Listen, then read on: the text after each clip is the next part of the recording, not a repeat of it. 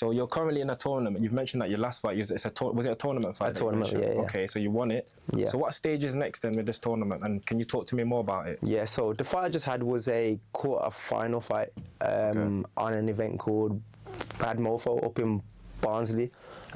So it's an 8-man tournament. So I just had the quarter-finals, as I said. Knocked out my opponent first round. Yeah. So I'm through to the semi-finals now. Yeah. The semi-finals in March 28th, I believe. So once I win that fight, I'll be through to the finals. Okay. And then the winner of the tournament wins $5,000. So $5,000. That's what. Is that one of the highest? Have you ever had? Is that one of the highest competitions you've ever had, like reward-wise? Yeah, of course. Because as amateurs, you don't really get paid as such yet. You get paid through ticket sales. So if I sell more tickets, then I get more money. So this one for me is, trust me, that $5 is coming home. That's good, man. So you said that. So you mentioned currently right now, are you a semi-pro? Semi-pro, amateur, it's all in the same kind of thing. Obviously the next stage is professional. So it starts off, you got white collar, which I suppose you could class as amateur. Then you got semi-pro, where I'm at now. Then you have professional. Okay, and you see of the fights that you've had at semi-pro. Yeah. You said that you make money through ticket sales. Mm-hmm. How do you feel that at this moment in your career you're not earning as much, and how do you keep motivated to keep fighting and fighting until you get the highest award? Yeah. It's just the process, you know. It's like anything, like nothing happens overnight. Yeah. Fighting's a very tough sport, but there's a lot of reward in it in the end if you stick it out and you get to them levels. Obviously, it's not guaranteed that everyone's going to make it and going to get a certain amount of money at the end of it. That's why you have to really love the sport. Yeah. It's a tough sport. It's not an easy sport. So you have to really love the sport. Yeah. And when going into fights, do you have fear, and if so, how do you overcome it? You know what? Everyone gets nervous before the fights. If you're not nervous, there's something actually wrong with you. Like, everyone gets a bit nervous. For me, it's more so like the day before, because you can get in your head a little bit. So sometimes you feel like the little kid again, like a little kid, like, oh, I'm going to fight, like it's me.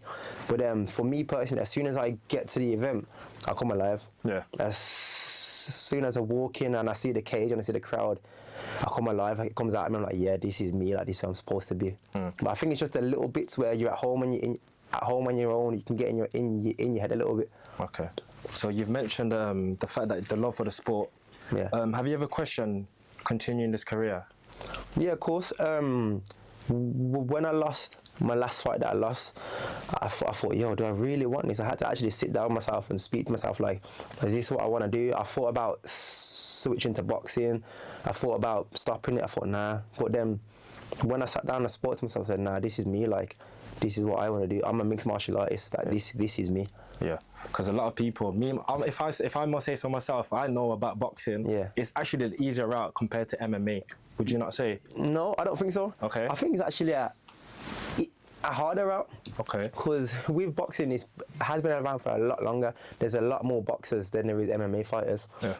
For you to become an elite boxer, you have to be an elite boxer. Because once you're at that level, everyone can box. Yeah. There's no room to hide. Do you know what I mean? Like, it's literally me and you. We're gonna stand and we're gonna box, and it's a lot of trauma to the head as well. A lot of people think MMA is worse. I think boxing's worse. Okay. Just due to the head trauma, the counts, 8 counts. Once the ref gets involved within MMA, the fight's done.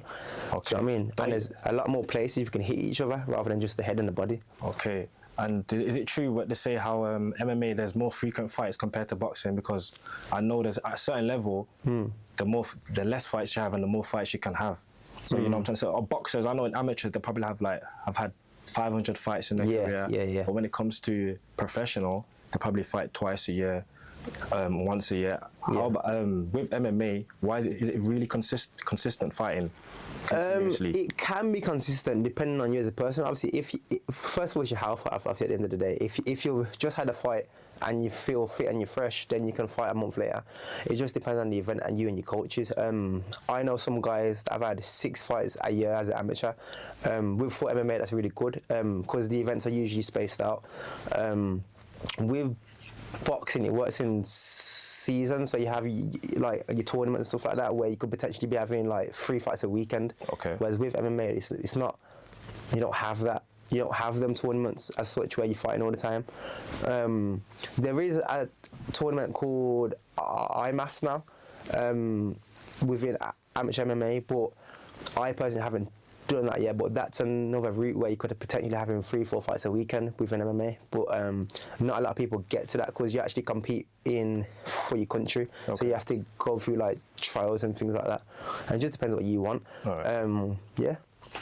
Do you ever bring